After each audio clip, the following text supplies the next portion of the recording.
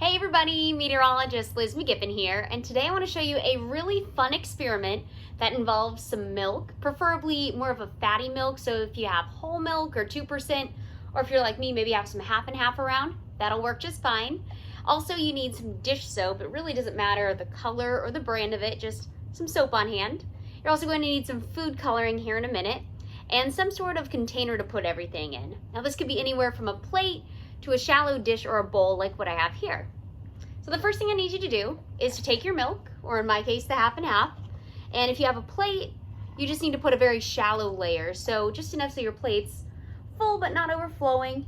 And if you have a container like me, maybe an inch or less of milk in the container. You really don't need too much for this. I'm going to put that aside and grab my dish soap, put that into another container because we'll need that here in a minute. And one more thing I forgot to mention that is going to be going right alongside the soap is going to be some sort of Q-tip or cotton swab. Even if you just have cotton balls at home, those will work just fine too.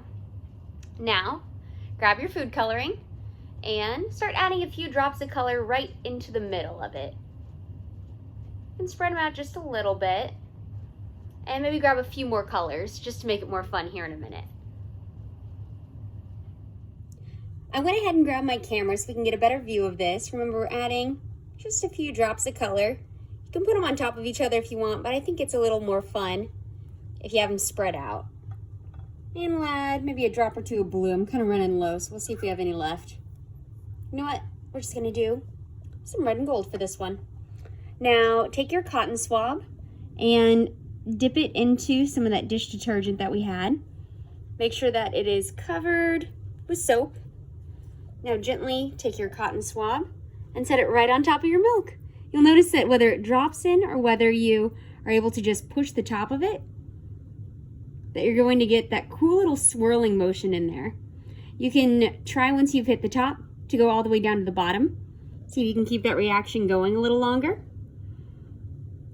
And then, if you want to, go right back over to your soap, dip in the other side.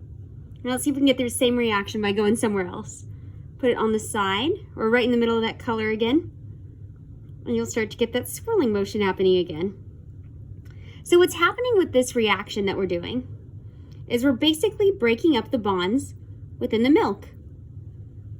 What we're doing when we add the soap is that we're breaking up the milk, basically dividing up the fat separate from the water within the milk. And that's why we're saying using a fatty milk or this half and half probably going to get you a little bit of a better reaction because you have more fat for the soap to bond to.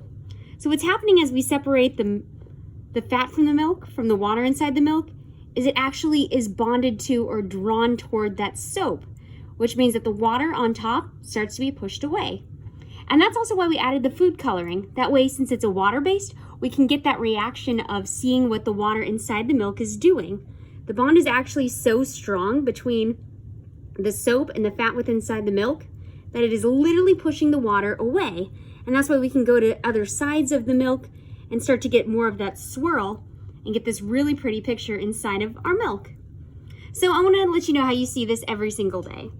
The way that you can do this every day is you actually, when you wash your hands, hopefully with soap, you go over to the sink, and what's actually happening is that the soap bonds onto the grease or whatever's on your hand, the grease or the fat that's on your hands, kind of making them sticky.